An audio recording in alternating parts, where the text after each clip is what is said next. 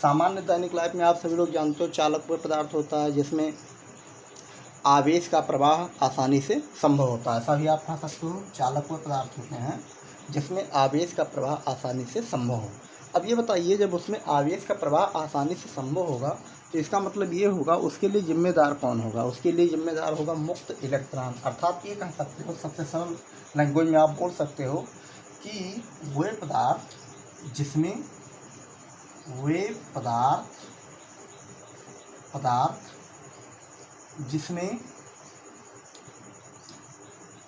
मुक्त इलेक्ट्रॉनों की संख्या क्या होती है?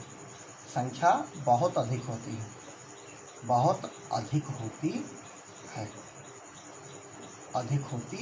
क्या कहलाते हैं? चालक। ध्यान दीजिए, मुक्त इलेक्ट्रॉन ही वह इलेक्ट्रॉन है जो आवेश के प्रवाह के लिए मुख्य रूप से उत्तरदायी है, चालक कहलाते हैं।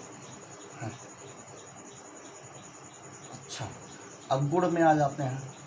सबसे पहले महत्वपूर्ण बात यह है, जब जैसे ये चालक है, अगर इसमें आवेश का प्रवाह होता है तो आपको सोचना है आवेश इसके अंदर होकर बहेगा या सतह पर बहेगा। ये ध्यान दीजिएगा, चालक में जो आवेश का प्रवाह होता है सदैव कहाँ पर होता है? सतह पर होता है। चालक में आवेश का प्रवाह कहाँ होता है? सतह पर होता है। ये क्यों होता है ये सोच लीजिए आप।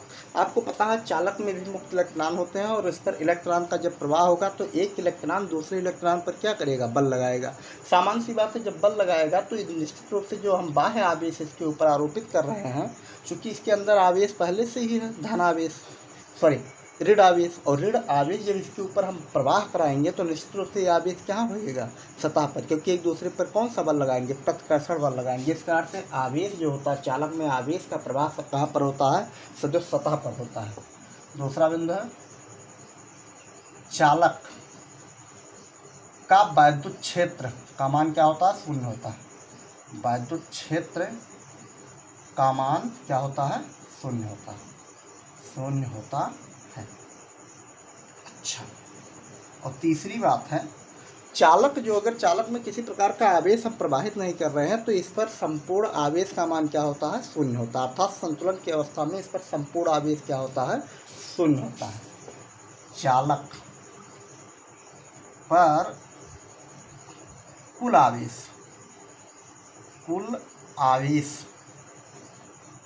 का मान क्या होता है? शून्य होता है। इस प्रकार से आपने देखा चालक के गुण और चालक की परिभाषा से आप क्या हुए? परिचित हो गए। अगर इस पर हम विद्युत रोधी शब्द से ही पता है, इसका मतलब ये हुआ जिसमें आवेश का प्रवाह हम आसानी से नहीं कर सकते हैं, उस प्रकार के पदार्थ को हम आप क्या कहते हैं? विद्युत रोधी। दैनिक लाइफ में आप सभी लोग विद्युत रोधी के अंतर्गत प्लास्टिक देखे होंगे। तो वे पदार्थ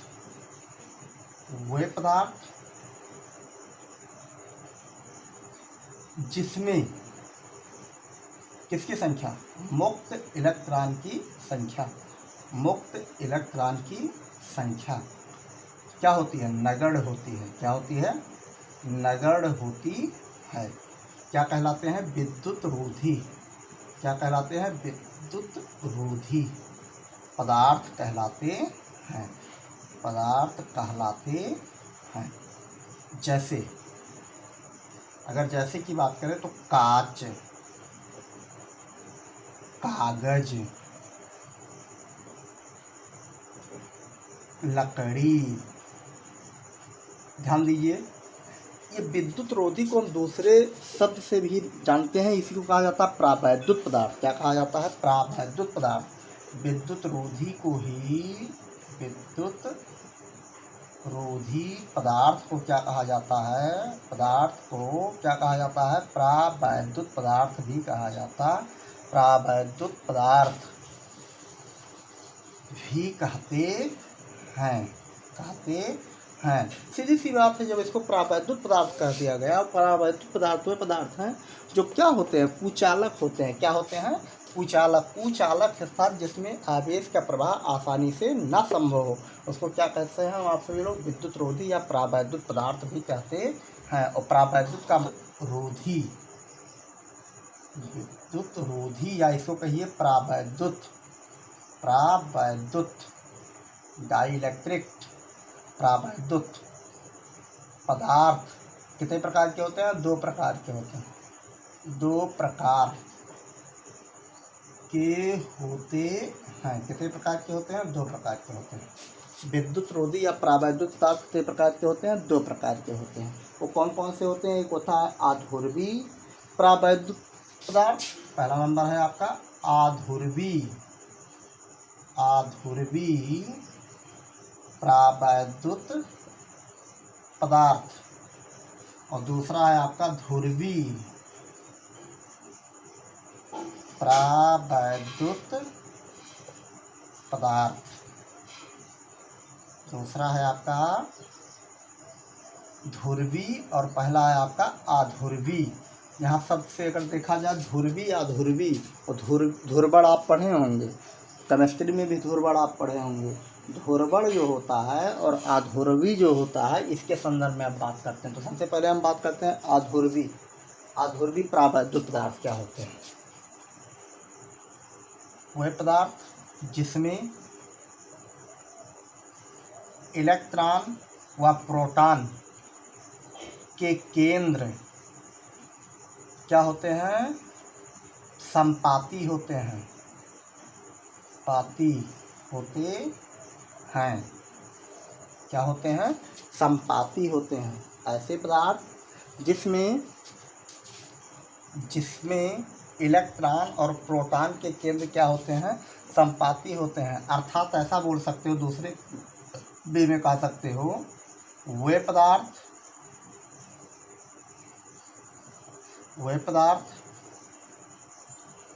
जिसका द्विध्रुव आघूर्ण, आपको पता है ये इलेक्ट्रॉन और प्रोटॉन हो गया, ये धन आवेश है आपका ऋण आवेश, और कुछ दूरी पर ये दोनों रख देंगे तो निश्चित रूप से क्या बना लेगा? द्विध्रुव बना लेगा। द्विध्रुव अर्थात वह पदार्थ जिसका द्विध्रुव आघूर्ण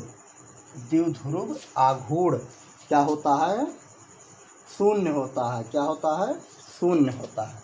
वह पदार्थ जिसका द्विध्रुव आघूर्ण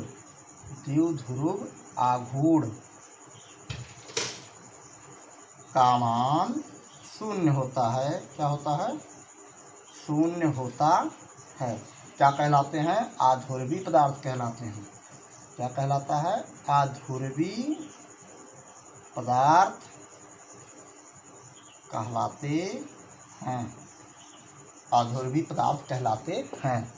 जैसे H2, N2, H2, N2, और आपके सामने उदाहरण भी आ सकता है इसमें O2।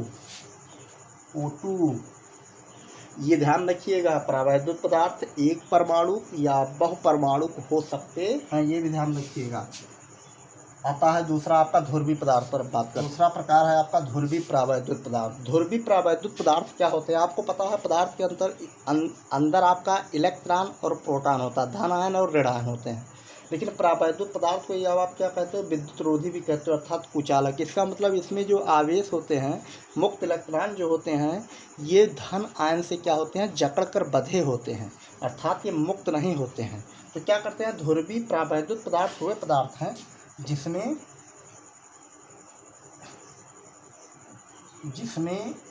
द्विध्रुव या कहिए इलेक्ट्रॉन व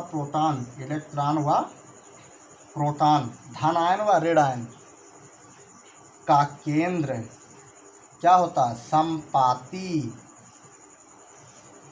नहीं होता है। या अर्थात इसका दूसरा परिभाषा आप द्विध्रुव आघूर्ण से धन आयन और ऋण आयन की बात कर दिए तो द्विध्रुव आघूर्ण बन जाएगा। द्विध्रुव बन जाएगा तो इसका मतलब इसका द्विध्रुव आघूर्ण का मान क्या होता है? शून्य नहीं होता है। क्या होता है? दे सकते हो, इसमें द्विध्रुव आघूर्ण को हम किससे प्रदर्शित करते हैं? P से। P बराबर होता है 2L3। द्विध्रुव आघूर्ण का मान क्या होता है? शून्य नहीं होता है, शून्य नहीं होता है, शून्य नहीं होता है। इस प्रकार से आपने देखा चालक और विद्युत रोधी। इस विद्युत रोधी को ही दूसरी तरह से हम कह सकते हैं प्रावैद्युत पदार्थ। और प्रावैद्युत पदार्थ कितने प्रकार के? दो प्रकार के। कौन कौन? ध्रुवीय और अध्रुवीय। ध्रुवीय के उदाहरण देख लीजिए यहाँ पर। जैसे आपके होते हैं, इसमें तमाम होते हैं आपके H2O, पानी जैसे है आपका H2O। एक चीज़ ध्यान रखिएगा, प्रावैद्युत पदार्थ जो होते हैं एक परमाणु या बहुपरमाणु हो सकते हैं। ये कोई आवश्यक नहीं है कि उसमें एक ही परमाणु होगा। एक आपका हो गया H2O, दूसरा हो जाएगा आपका NH3, तीसरा आपका हो जाएगा HCl। ये कैसे पदार्थ हैं? आपके ध्रुवीय प्रावैद्युत पदार्थ हैं। प्रावैद्युत पदार्थ का ध्रुवण। प्रावैद्युत पदार्थ का ध्रुवण का मतलब ये होता है, ध्रुवण का मतलब घूमने से भाव होता है। क्या होता है? घूमने से। आपको पता था इसके पहले हम जैसे आपके सामने कोई भी वैद्युत क्षेत्र रख लेते हैं। ये देखिए, एक हमने वैद्युत क्षेत्र रखा, एक यहाँ पर हमने लगा दिया धन धन धन, ठीक। और यहाँ हमने लगा दिया ऋण ऋण ऋण, दो प्लेटें लगा दिया गया। ये धन आवेश है, ये क्या है आपका? ऋण आवेश।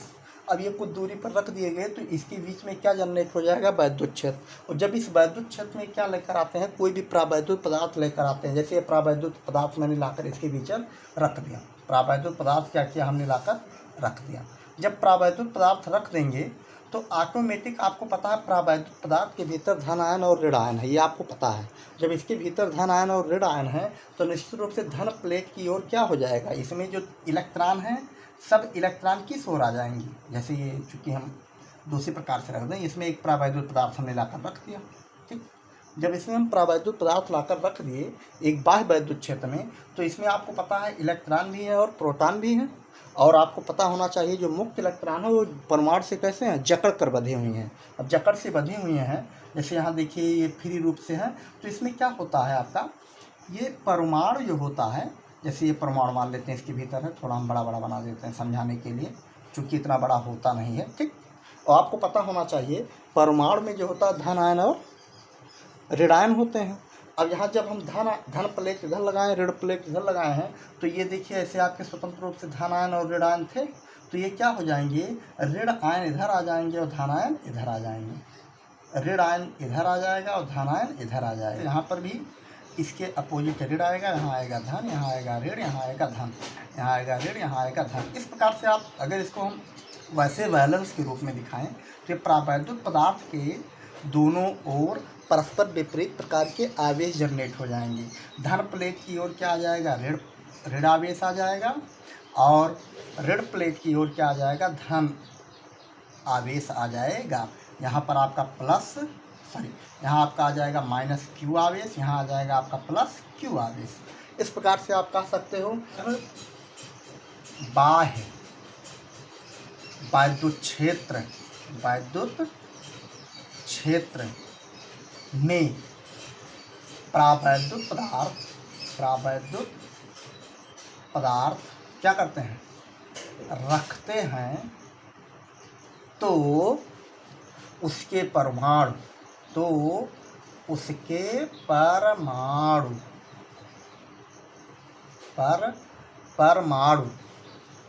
का द्विध्रुव में परिवर्तन,